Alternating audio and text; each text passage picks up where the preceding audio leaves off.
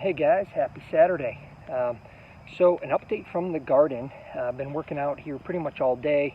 As you can see, grass and leaf clippings. So why am I doing this? So what that is I just mowed the grass. I bag it with my push mower. So the rest of the grass I got to use the big tractor on. And I have just too much yard to try to bag everything. So I have a Kubota with a, I don't know, it's like 5-foot belly mower that I'll just mow this off with.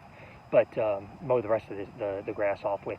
But on all the areas that I can, I collect as much as I possibly can of grass clippings, and I come into the garden about once a week, maybe once every 10 days, and I do mulch around. So I'll try to flip this around here. You can see this is from maybe a couple weeks ago, and then you can see, as I show you here, some additional grass clippings that I put down. I'll just kind of show you all around here. So I do that just to continue to feed the microbes, keep the soil covered, protect the soil from runoff, you know, slow down those raindrops, right? So when we do get a good hard rain, that I can continue to try to have that rain have a chance to infiltrate and not just cause compaction and run off. The other thing I wanted to highlight is, so I sprayed a fish hydrolysate foliar application about 3 days ago. I think it was on Thursday evening. So I sprayed that, and right after a rain, actually, which I'm not 100% sure if that's the best time, but it was probably one of the better times for me personally to get out and spray. And it's only been a couple days, and I'm really happy with the results. So it is pretty stinky stuff. I'll give you guys that tip. It is pretty stinky. It does have a low amount of nitrogen in it. That is just naturally in the fish that's ground up. It's not any synthetic added nitrogen. Also typically has iron and a bunch of trace nutrients as well as amino acids, things of that nature. So the plants are responding really well. I sprayed it Thursday. I could notice a slight green up the next day, and today even greater. Overnight, it's like those plants are just absorbing that. So some of the plants that were really looking yellow and stressed are looking much better. I also came in and did a soluble mycorrhizal powder root soak. So I really should have used that powder at the time of planting, put a little tiny bit in the bottom of each hole just to make sure that that is all inoculated. And in this mycorrhizal powder that I got, there's like 12 different types of fungi and maybe humic acid, some amino acids. So there's quite a few different elements to that. I should have brought the pack with me. But overall, I did a root soak. So what I did is I filled it up in the backpack sprayer.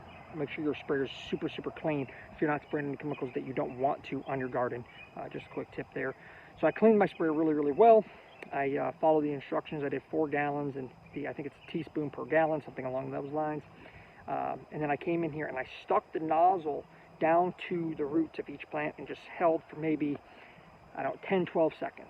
And then went to the next one and went to the next one. So my hope is that's going to help to establish some stronger roots with some of those fungi getting established.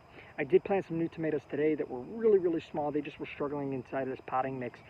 And I put the mycorrhizal powder right down into that hole and planted that tomato root right into it. So I have really high hopes that those are going to bounce back really, really strongly once that powder gets activated and I get some more moisture on this garden here in the next day or two. So overall, that's it, guys. I'll just take a quick walk through the garden with you. As you can see, the ground's still fairly well covered. Grass clippings are coming in good. You can still see a lot of ryegrain that's breaking down. The clover's still popping up.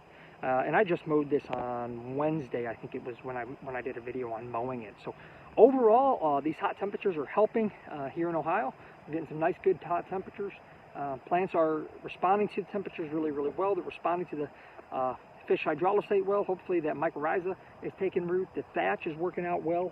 Only thing I wish is I had more of it, but I'm trying to not buy any straw or anything like that. I might, but right now I'm trying to do it all on my own through cover cropping, and then also grass clippings and compost that I'm making. So I haven't bought any compost or anything like that.